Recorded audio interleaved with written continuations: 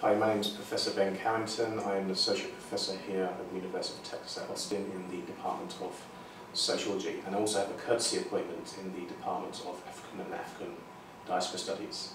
I'm here with one of our graduate students, Travis Beaver. Travis is just going to introduce himself and to say a little bit about some of his research, which I've been helping to supervise over the past few years.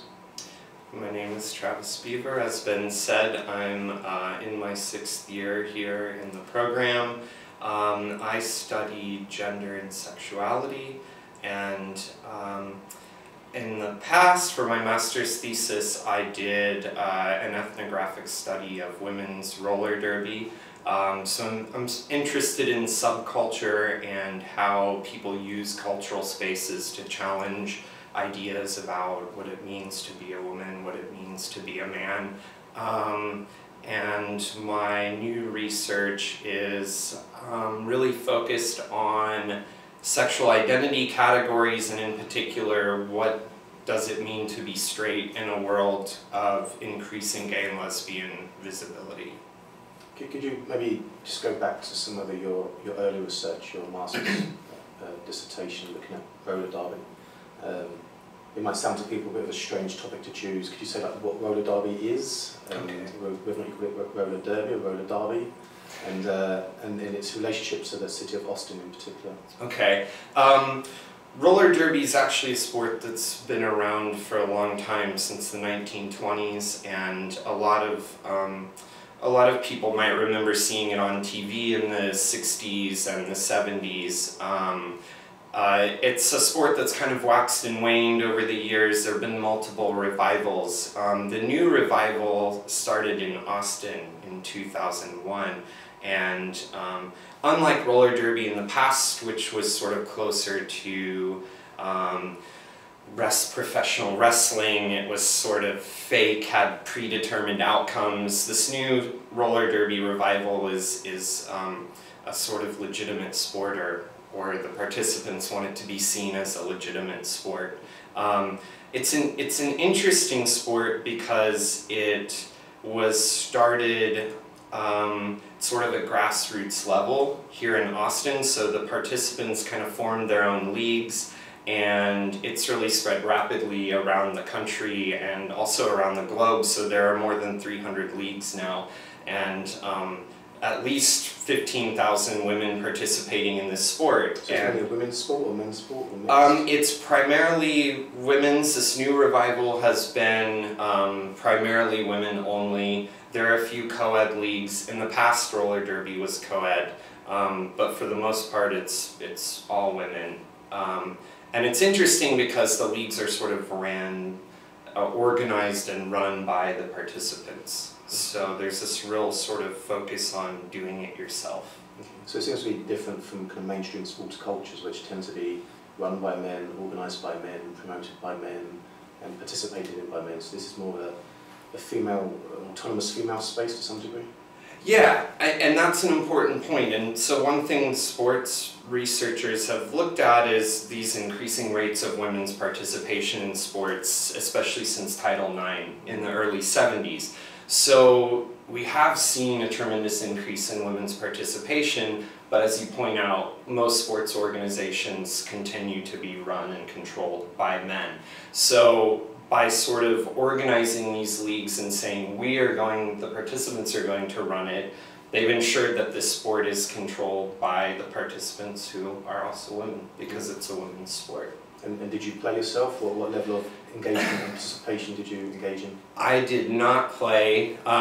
They don't allow men to participate, and it probably wouldn't have been good for my health to strap on those roller skates. But I attended practices, I attended tryouts, they call their games, they call them bouts, which I guess is just a sort of playful take on this full contact sport. So I attended those, and I went to after bout parties and pre-bout parties, and then I also interviewed participants. Okay, and you mentioned this, like, why Austin? Is Austin an important space for revival of roller derby? Well, it is in that it started here, and so I think that I think there were a lot of lessons that were learned in the early years of trying to form this new sport.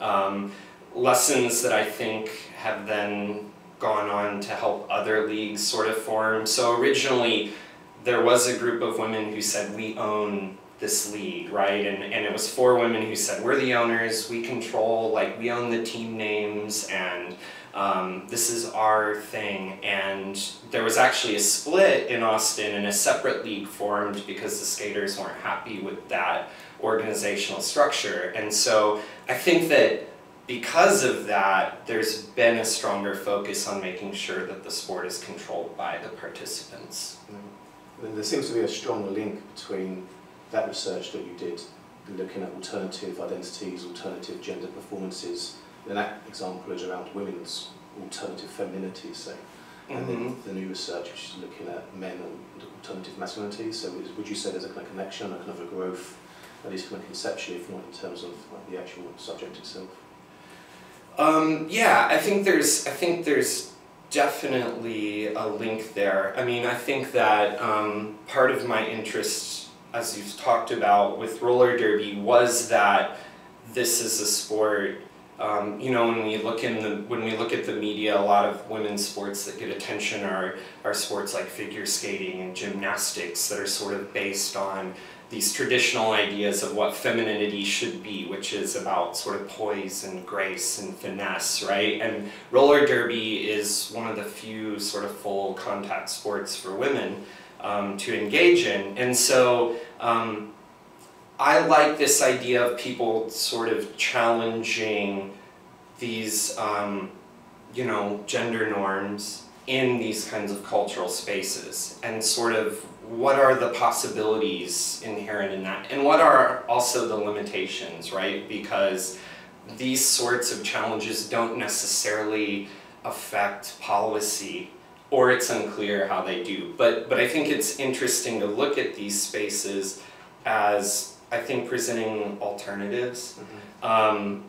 And in that sense, different ways of imagining how women can be. And then connecting that to my new research,